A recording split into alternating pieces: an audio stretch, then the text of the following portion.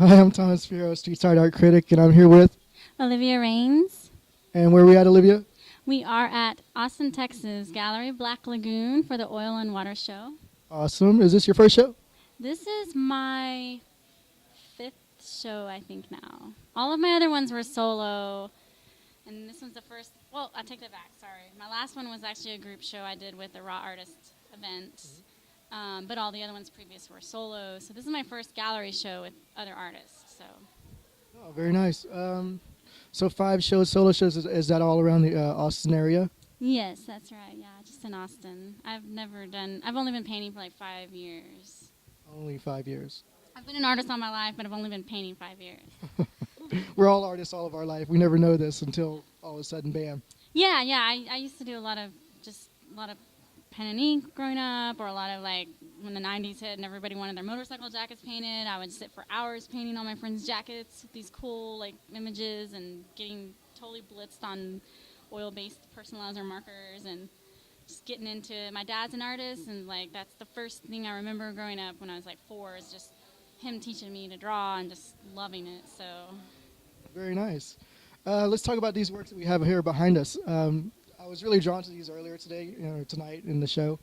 Um, at first, I was a little bit confused because the bird's like picking at a heart, and then I had to look at both of them and try to put them together, and I realized that there was a whole lot more going on here than just being brokenhearted. right. Yeah, I wanted to kind of have a slap like a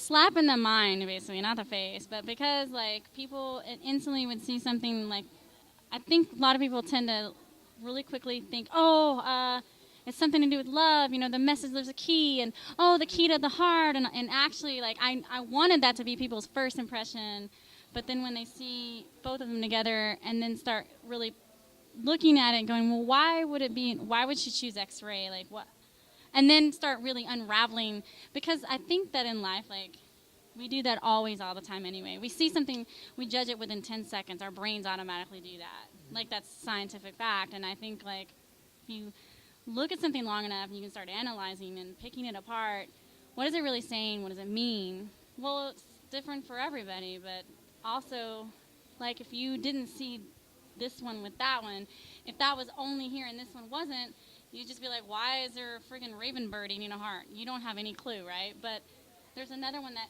gives it a reason to be here. But it's also just like us. Like, we can pair with something, we can be next to something that helps balance a meaning, and you can decide what it means.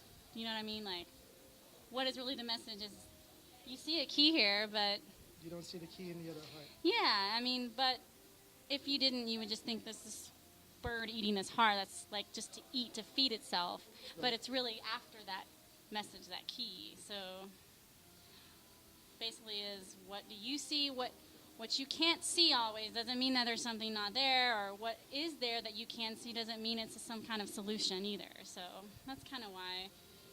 But I'm also obsessed with chronology and antique um, medical charts, and it fascinates me. So that's why I also am into the whole.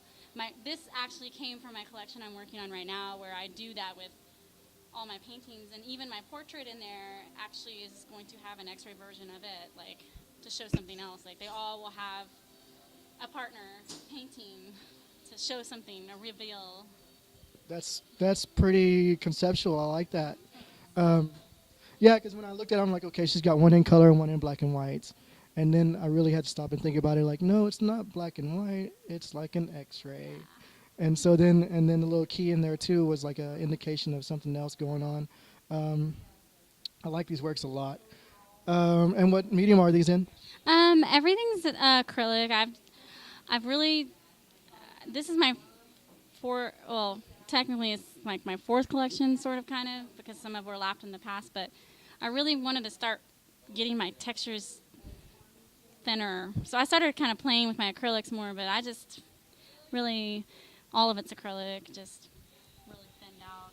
Cool. Who are your influences? Um, well, I didn't go to art school for one, so I don't really have.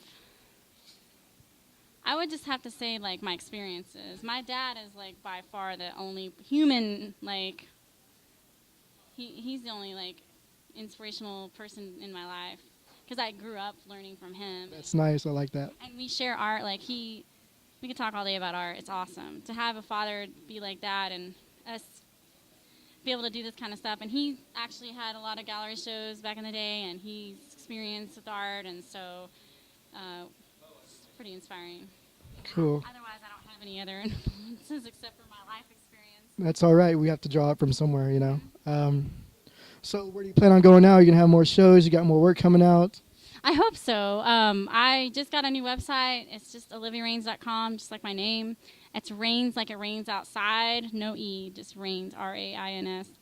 And yeah, actually, so I do have like about 8 to 10 other paintings. Those are about to come out. I'm working on the collection that's the tail of this. So I'll definitely be trying to get into more shows. And if I don't, I'll try to have my own. Like, I'll do whatever. Hells yeah. All right, I think that's all time we have for you right now. Thanks for joining us or joining me, whatever. We'll see you at the next show. Thank you so much. I appreciate it. Have a good weekend. You too, bye.